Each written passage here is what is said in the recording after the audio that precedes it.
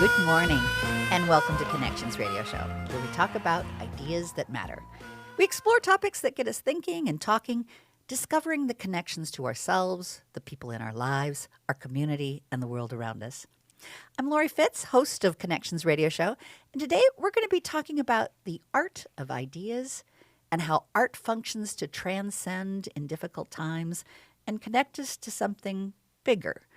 And perhaps with that, the ability to see and connect in new ways. Our guest today is Laura Migliorino. Laura is a full-time artist and Fulbright Fellow since 2021. Welcome, Laura. Hi, Laurie Beth. Can you hear me? Yes, I can hear you beautifully, which is wonderful because you are joining us from London.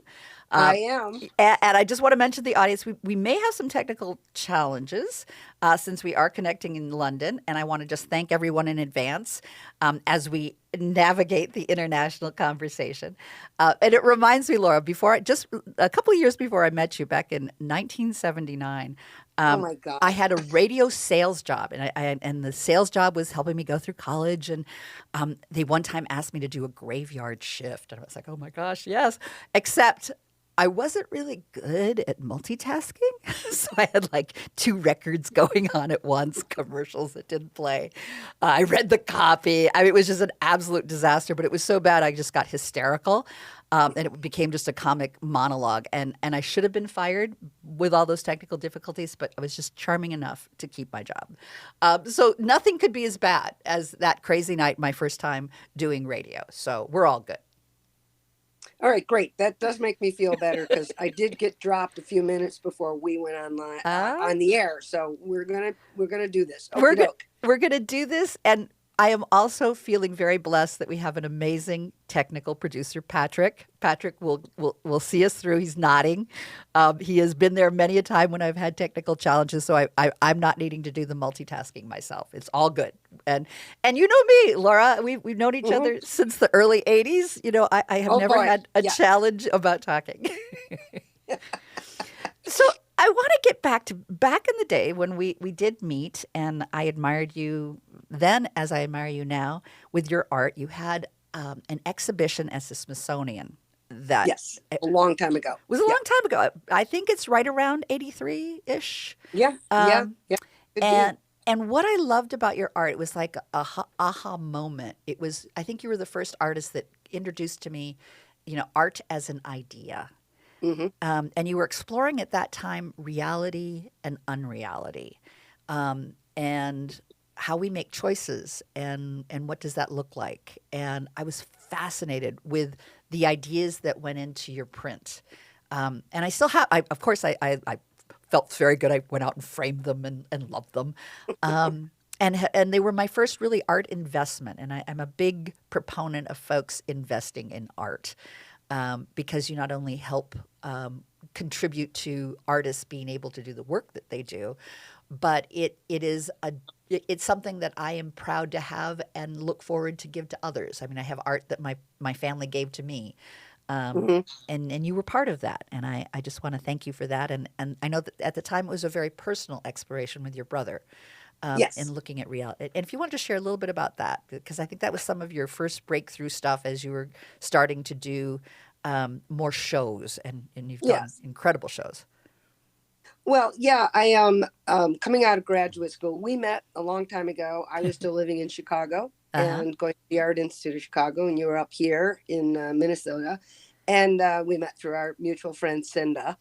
And as I got out of graduate school, I came up to the University of Minnesota, and I got out of graduate school in 87, and we were smack dab in the middle of the AIDS crisis. Yeah. And in 89, my own brother was diagnosed. And, the 80s is that decade of pushback against oppression and pushback against scapegoating. And I thought it was interesting of what is real and what's not real then, which really is what we're dealing with now, where we have alternative facts. And when I was growing up, there's a fact and there's a not fact. And there was no alternative fact. Well, and there were sources that you expected to back up that fact. And that our journalists were capable and to be trusted in sharing what we could trust as true. Well, what's interesting to me when I think about this is that we're old enough to Hmm. remember when everybody watched the same newscast. Uncle That, Walter. yeah, Walter Cronkite, Yes. or if you're growing up in, Yeah. Dave Moore in Yeah. Minnesota, or, Yeah. Bill Curtis in Chicago, everybody listened to or watched the exact same program. And then you may disagree or agree or take issue with it, but everybody listened to the same thing. Now we listen to these silos, Right. and I try not to. I try and kind of get a broad basis of news material, but now we're not all listening to the same thing, so we really don't know who to trust, and then that comes down to what's real and not real. Exactly. Yeah. Uh, So we're just reinventing the wheel every day. but in your art that I have, it's this wonderful, almost looks like a crayon that just like scribbles out. Like, yeah. Yeah, there was a lot of angst. I had a lot of this angst. this is not real. Yeah, Well, and then that we had. angst has Go ahead. gone away. Yeah, it's. I think it continues to be a struggle at a deeper level now. Yes. But at the time, it felt pretty deep and pretty. How do we navigate this? Yeah. And art, I think, has a role in that. People are dropping off listening to the news, and music is being listened to more. Hmm. I think Hmm. it's sort of like it's a healing thing. We need a salve, but it's not just Right. about healing. I think we have to address the ideas in a new way, and art has always been able to do that. The last time you were on our show was back in April 24 of 21.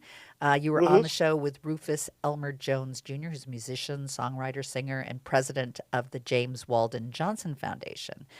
You were doing some work with the Samuel Coleridge Taylor and the Americans. Want to share just a Yeah. little bit about that?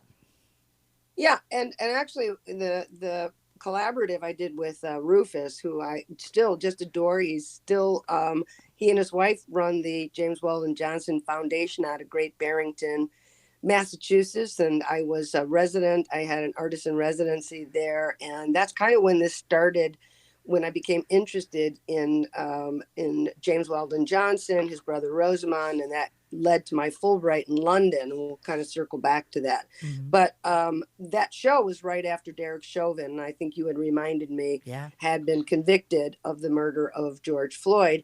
And Rufus and I, Rufus, African American, deep roots in Tennessee, had collaborated on a video around the George Floyd tragedy, and he wrote the music. And one of the ways that I dealt with that tragedy was just getting out, while things were still burning, and taking photographs, and then just sort of following up with those photographs. And it was a very powerful experience to do that collaboration. And then it was great that Rufus and I could be on the show at that time. And it's just an extension.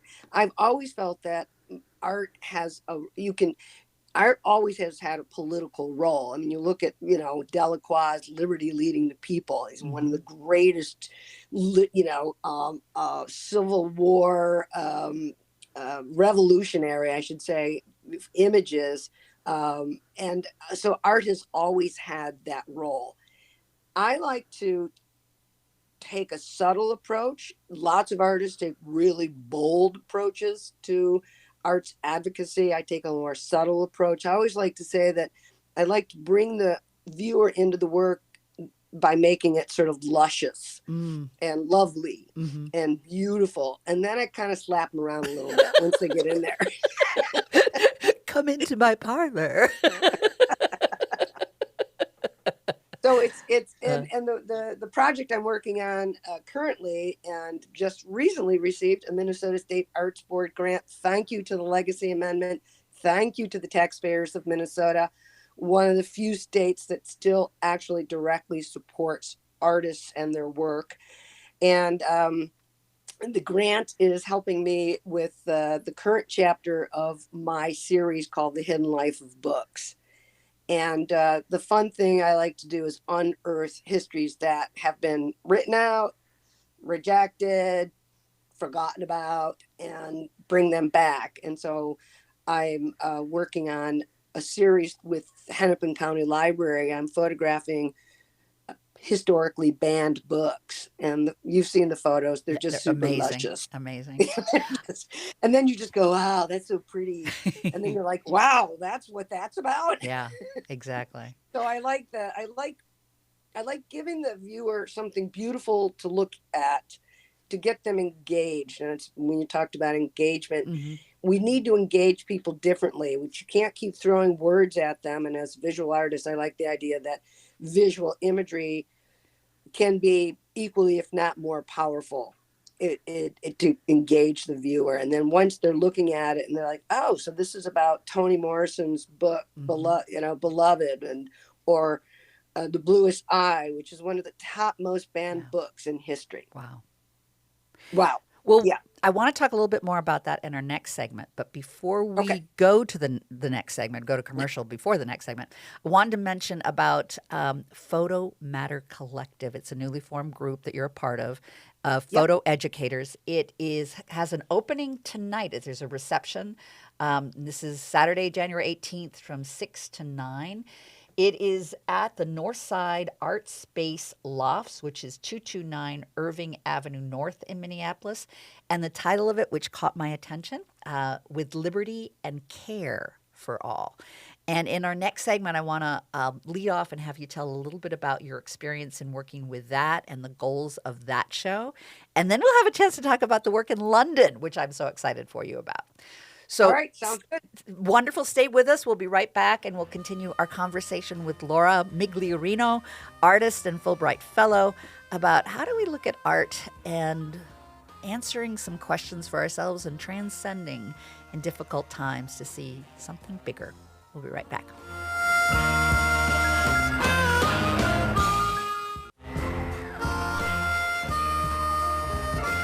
Welcome back to Connections Radio Show, where we talk about ideas that matter. I'm Laurie Fitz, the host of Connections Radio Show, and our guest today is Laura Migliorino. Laura is a full-time artist and a Fulbright Fellow since 2021, and Laura is joining us from London. Welcome, Laura. We're so glad you're here. Hi. Thank you. Is all going well technically? So far, so good. I'm good. Yeah, we're Good. good. Good. Well, we were just talking before we went to commercial, not only about a current show that's coming up. Again, I want to plug it. It's called it's a photo. Give me the name of this again. I've got the details here. It's the Photo North Matter Collective. Photo Matter Collective. Thank you. It's at the North Side Art Space Lofts, 229 Irving Avenue North. The opening reception is tonight, and the name of the show is With Liberty and Care for All. And if you want to share a little bit about that, that'd be great. Yeah, I'm going to give a big shout out to my fellow photographer and photo educator, Sarah Stampedro, who lives in this particular building. And she curated the show for the collective. And I think it was in response to a lot of concerns and anxieties that many people feel with the incoming administration as of Monday. Push, potential crackdown on freedom of speech, pushback on, political dialogue. And also, I think, and I give a lot of credit to Sarah for this title.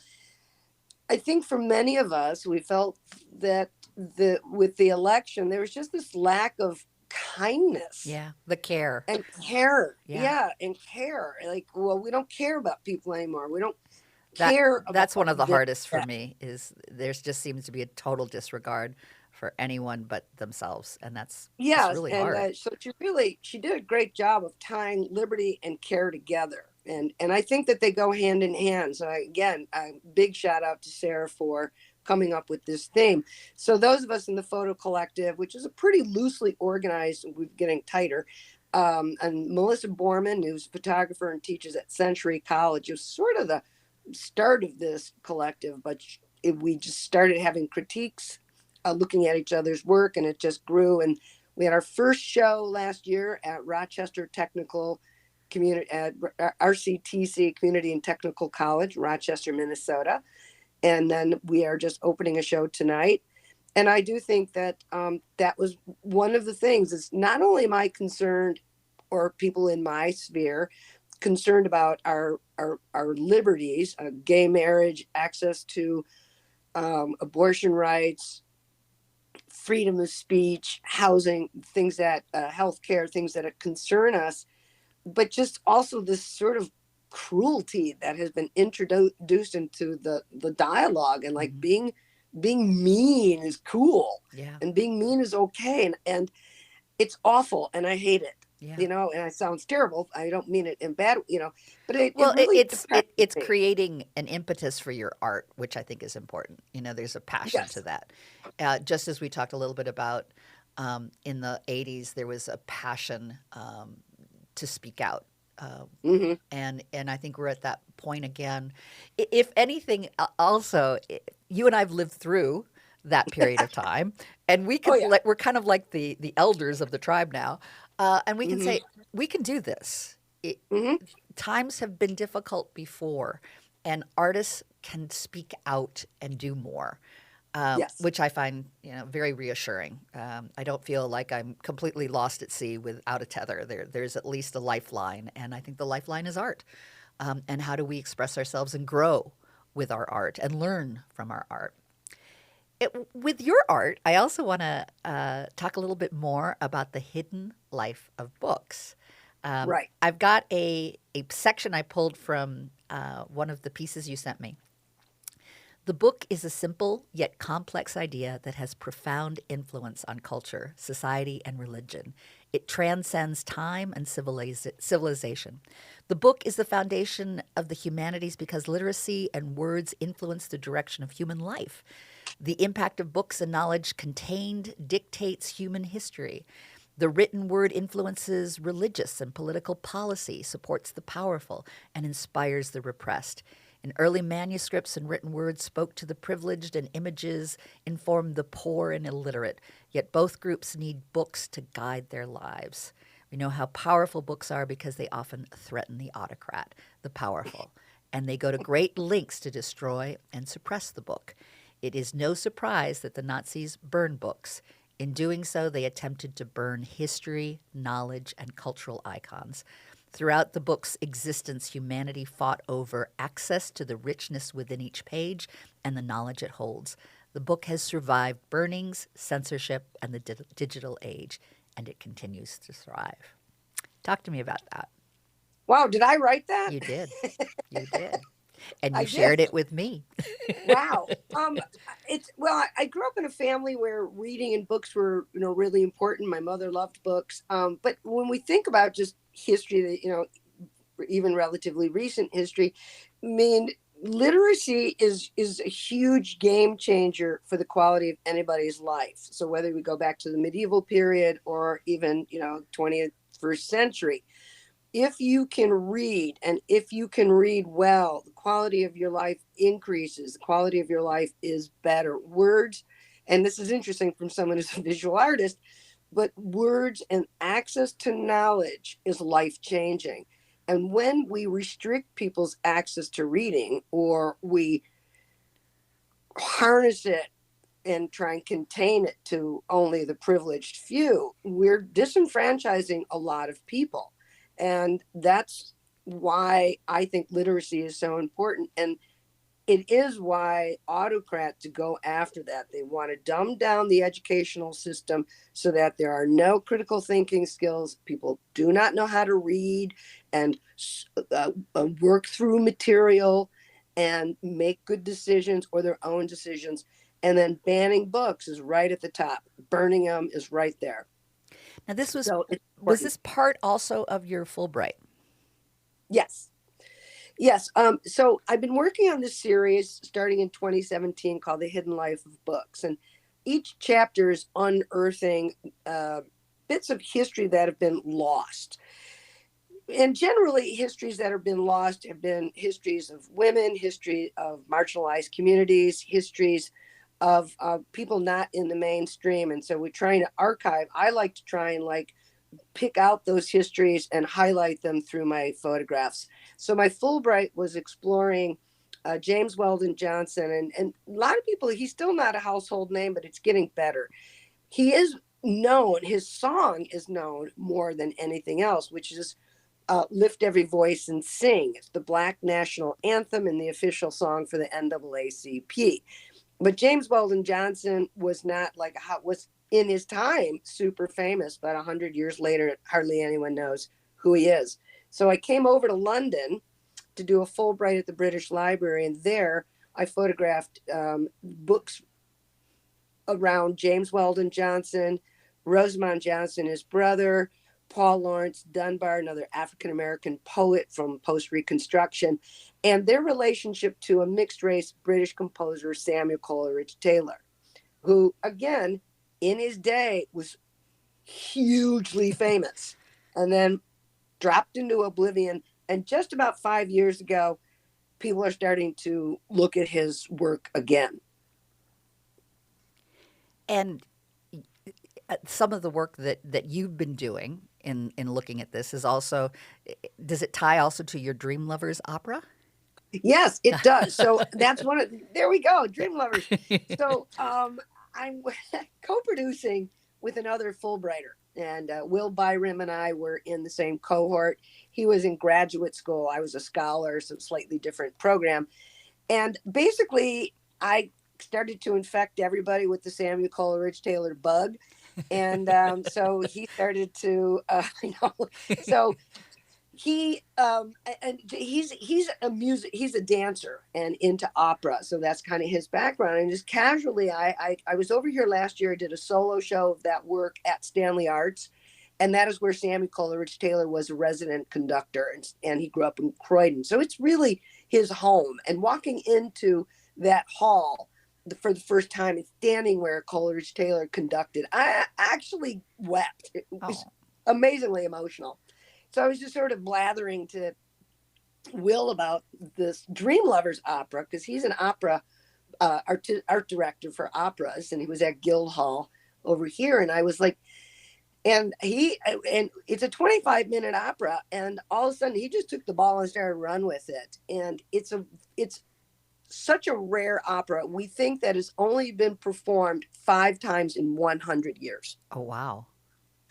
So we are producing it. We've raised the money. We're already in the thick of meetings. We're starting rehearsals next week here in London, and we will be performing the rare opera Samuel Coleridge Taylor and African-American poet Paul Laurence Dunbar. And he's the one who wrote the libretto, and he's from Dayton, Ohio.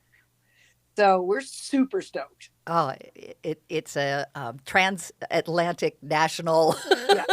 opportunity. So it's happening on February 13th and 14th, or 14th? 14th, yeah, it's Valentine's Day, so everything is pink. We're going with pink clouds, and then I photographed the score, which we got from the Royal College of Music, and then the images that I have photographed will be integrated into the staging in these pink cloud formations. So I haven't seen it yet. We haven't gotten that far.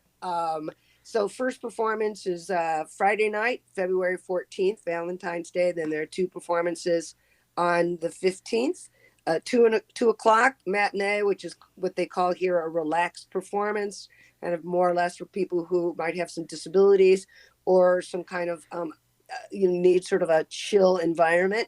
And then the final performance is Saturday night, and I can't believe it's happening. Pinch me. Yeah, we're so excited. So if there's some Twin Cities folks out there that want to go to London and see this, it's going to be a tremendous performance. I'm hoping that it goes so well that you want to bring it back to Minnesota.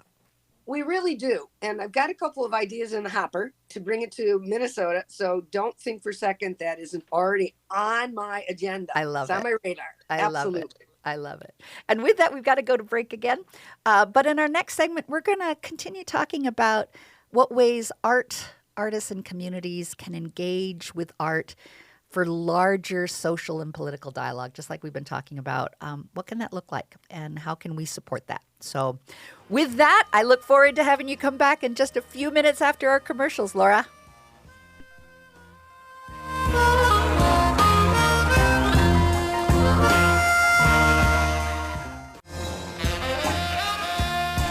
Welcome back to Connections Radio Show, where we've been talking about ideas that matter.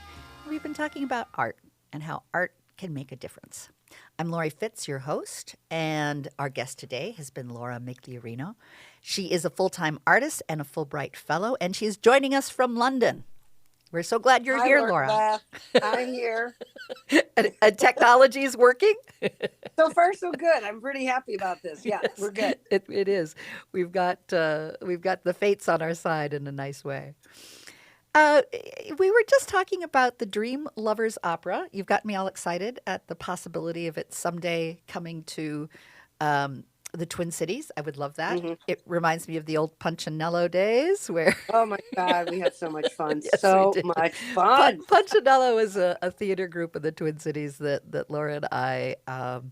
It's bigger than theater. It was sort of a community of artists in many ways that came together, writers, artists, and there's still the spirit of Punchinello between us.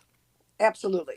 Yes. So, as I was thinking about the next 4 years and art and artists and communities, I'm struck that the work that the community can do in partnership with the artists. And we've been also mentioning the Photo Matter Collective. This is a newly formed group of photo educators. It's opening tonight. Today is January 18th, so Saturday, January 18th. And with that, it's going to be up at the Northside Art Space Lofts, 229 Irving Avenue, North Minneapolis. There's an opening reception this evening from 6 to 9. And the title is With Liberty and Care for All. And we were talking about how do we bring back kindness and how do we bring back care? It's almost like a call response art can be. The call is liberty, which is so important, and exploring what ways do we want to preserve and safeguard our liberty. But as you mentioned, Sarah, including San care. Pedro. San Pedro encouraged care as being something that bands us together as well. When a community can come to see art like that, I always like to encourage, if there are artists there, to have the conversation with the artists. When you are at an exhibit or an opening, what sort of questions do you want to have in dialogue with the folks that are coming to see your work? Oh, I love to have those conversations. And, I think particularly Minnesotans are a bit shy. I grew up in Chicago, so we're much more likely to kind of go, what's that? And have that conversation. But I would like to talk to people about how can we bring kindness back into civilization, into the common culture. I will say, and I do say, and I'm proud of Minnesota, I do think that we still have a very kind, polite culture in the upper Midwest, but all of in fact, worldwide, we have lost that empathy for others. And it has become so much an us or them. And that somehow if you get something, I'm getting, I'm losing something. Right. The pie is only so big. So if you got a bigger piece of the pie, that means I got a lesser piece of the pie. Instead of looking at, how do we just make the pie bigger? I mean, or how do we just make more pies? Yeah. There's a lot of different pies out there, people. I mean, that was always my conversation about gay marriage. And it was like, look, it's not like there's only X number of marriage licenses printed in a year. And that if you have more people asking for marriage licenses, you're less likely to get one. They can print more. Yes. Yes. Yes. So, but I do think that liberty and care is inextricably linked. So when people, I'm not going to be there tonight, I'm sad about it, but please go in. Because you are in London, so I think you get a pass. I get a pass.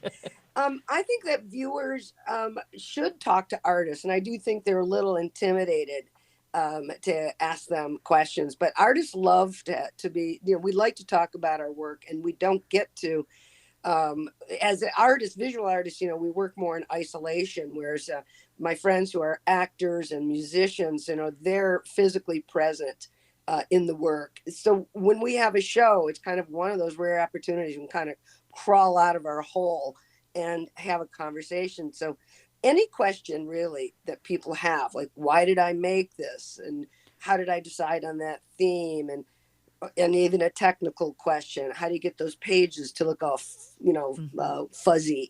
Mm-hmm. So anything like that. So I really encourage people to ask, because we want to talk and we want to share our ideas and with everybody.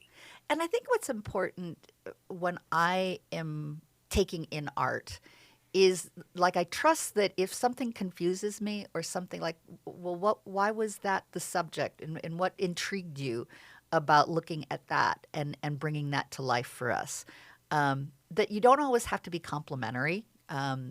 And art isn't supposed to necessarily be something that you just is pleasing. I think it's Hmm. something that should cause question Hmm. and cause a deeper reflection. And what does it bring out? And what's the opportunity of thinking bigger when you look at art? And so much of your art, as I mentioned earlier, is idea art. And of Hmm. course, I love ideas. But what idea comes to you when you look at that art and then have that dialogue? I think the more that we can start talking about ideas, and not just listening, but actually being in dialogue with artists, I think can be very healthy. And it can start allowing us to stretch in ways that we might not have stretched before. Well, I think people sometimes feel like they look at a work of art and they're confused by it, then they feel diminished in a way. They feel like, oh, I must be stupid Mm-hmm. because everybody else is getting this. And that's not true. Sometimes artists want you to be confused, because that confusion sparks thoughts and ideas and conversation. And I stress to people, if you don't get something, that's okay. Mm-hmm. In fact, that's good. That doesn't mean you're stupid or that anybody else in the room is getting it either. So I'd like people to get past that. That bad feeling Mm-hmm. of not getting something, because everybody brings. I always say to my students, who I taught 37 years and retired in May, Congratulations. from Anoka Ramsey Community College, but I would always tell my students is that when you come to work, look at a work of art, you're bringing your entire personal history to that piece that day. Yes. Yeah. And when So you how you're gonna, yeah. so when So you how bring you're gonna that in, perceive it. when you bring your entire self, and you do, I mean, it's, Yeah, all your memories, all what you're even feeling at that moment, tactically, absolutely. visually, orally, Yeah, all of those things, you are yeah, radically present in yeah, front of art, and everything is to be drawn from. And it can be an adventure. yeah, It can. absolutely. And you can feel differently about the same work of art on a different day. Mm-hmm. Well, I think that's what the treasure of purchasing art can do. Um, Hmm. I can say, I had mentioned, as you know, in the beginning of our show, about how yours was the first art that I purchased as an investor in art, but it wasn't really investor. I was intrigued, and our first conversation was, I didn't quite understand what was this about. And Hmm. when you started to talk to me about what it was and I can still look at that piece today. How many years later? Hmm. Over 40 probably at this point. Oh yeah, Um, and I can look at it and go, it still intrigues me. yeah, There is the emotion that you put into looking at it, boxes, and how boxes interface, and how lines don't always quite match up. And it's been a lifelong looking at it. And look at 40 years, I have a whole different context of bringing myself to that art, but that art is still very powerful for me. yeah. That's why we like to go back to the museum and revisit our old friends. Yes. You never get tired of looking at Rembrandt's Lucretia at MIA, the Hmm. MIA. Right. It always speaks to you. You go back and you go, wow, yeah, you know. So that's the joy of having art around. And I think people unfortunately feel that art is something for the elite, and it's really not. You can buy cheap, inexpensive art from artists directly. We love to sell things. We'll cut you a deal. We'll put you on a payment plan. And you're right. You get to get up every day and look at that, and every day you feel differently about it. Hmm.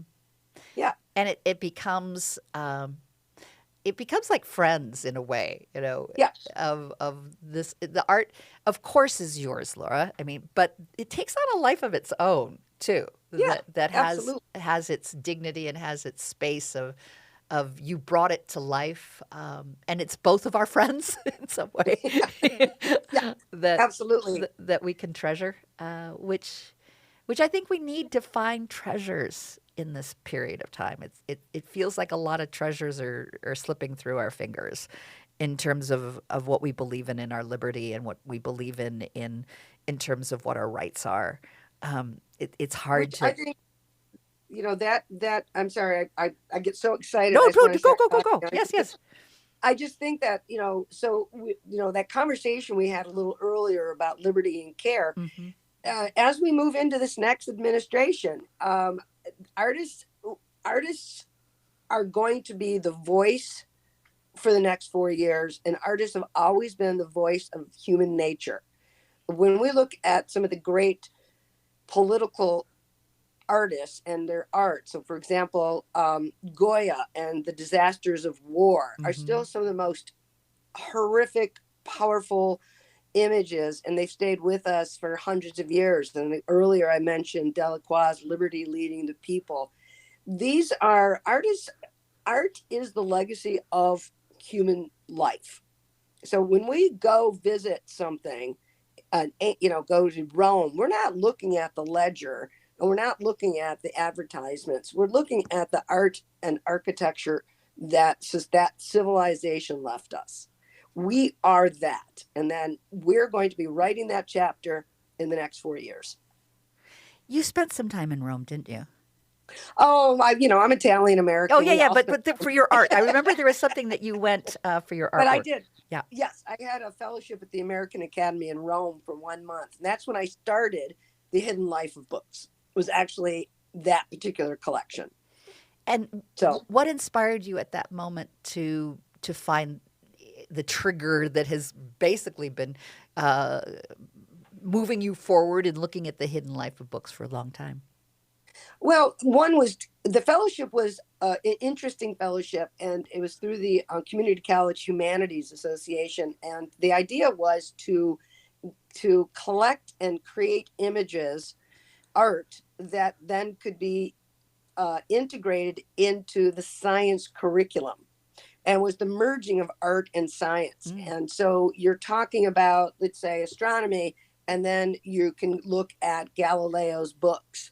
And then they were photographed in a way that were abstract. So again, it's about engaging the viewer in a different way and getting back to the curriculum. And so I was very interested in that particular project of merging art and science together. And then I moved on to next chapters. And tell me about the other chapters. Oh God, I knew you were going to ask me this Uh, question. Okay, so I think it's the American Academy in Rome. Then it's the James Weldon Johnson Foundation Archive. Then it's the Queer History Collection at the University of Minnesota, the Treader Collection, which is a big, huge, fantastic opportunity. Then it was Sammy Coleridge Taylor and the Americans at the Eccles Institute at the British Library. And my current project, Banned and Burned Books. and that's exciting because you are looking to be working with the Hennepin County Library Yep. this November. Yes, this actually, I think Banned Book Week, the dates change, but I think this year, don't quote me, so Google it. I think this year, 2025, Banned Book Week in the United States is October 3rd to the 11th or something in there. And that's when we are going to premiere the Banned Book series at one of the public libraries. We're not going to do downtown. We want to go to the suburbs. Sure. Yep. So that is in the works. And again, thank you, the state of Minnesota taxpayers and the Minnesota State Arts Board and the Legacy Amendment for providing funds for artists like me to do this project. Absolutely. And we'll plan to do a show. Again, I'd love to hear about. We'll do it prior to the Banned Book Week.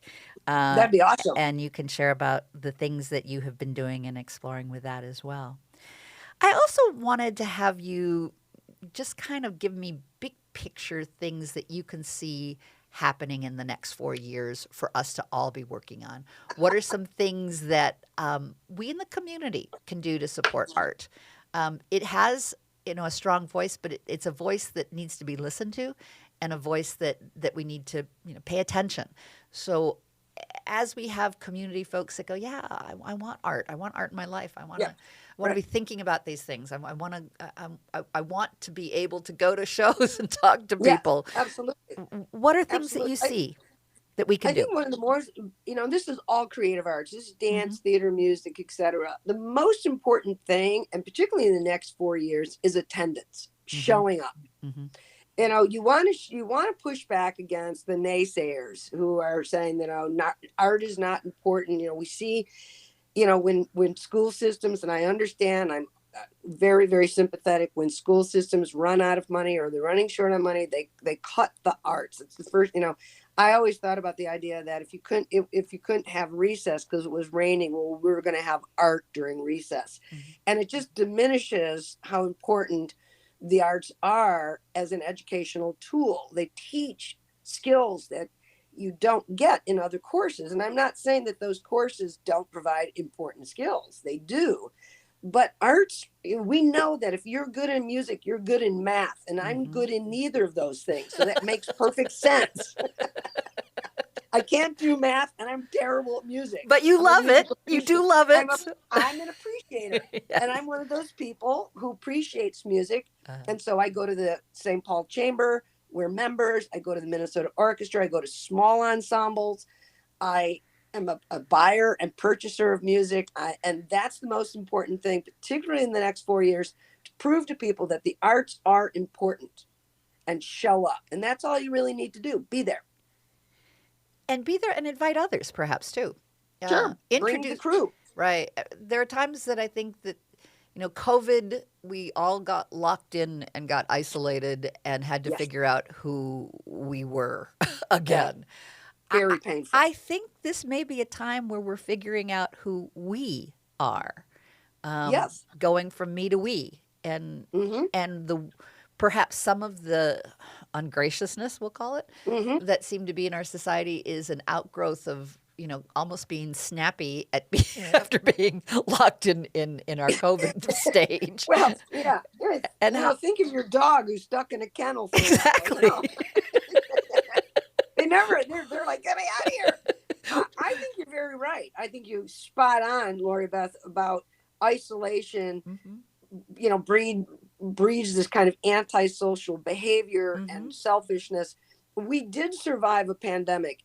I mean, if you read about plagues and you read about the 1918 flu pandemic and you read about these sort of global disasters, they have a profound effect on human nature for decades.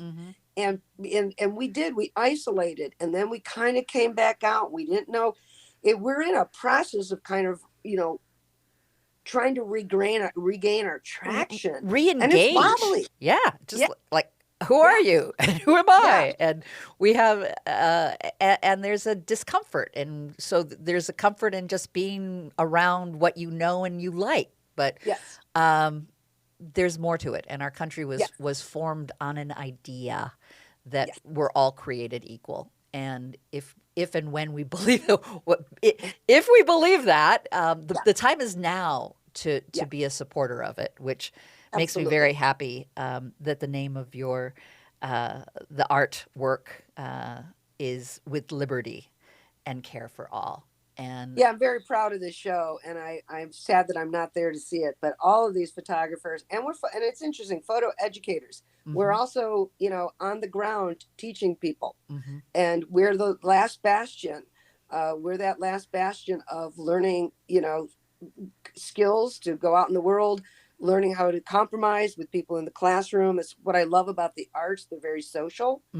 Students are in a dark room together, and there are 10 or 15 or 20 of them, and you have to negotiate your space. Same with glass blowing.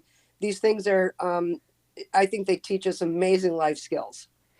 So with that, I'm going to promote one more time so folks can get it on their calendar, can write it down for this evening. And this is January 18th. Today is the 18th? Yes? Yes. Yes, today is the 18th. I had to look back at my computer. Yes, today is the 18th.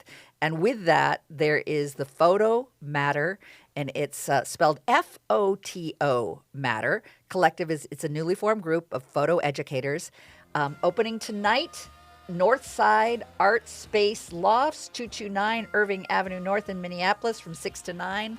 It has been such a joy to have you with us, Laura. Thank you. Thank you for all the Oh, work you're Lori doing. Beth, always a blast talking to you, and I've loved it. All the decades we've known each other. Big hug, and thanks for inviting me. I just loved it. Yes, and have fun in London, and we'll talk soon. Okay.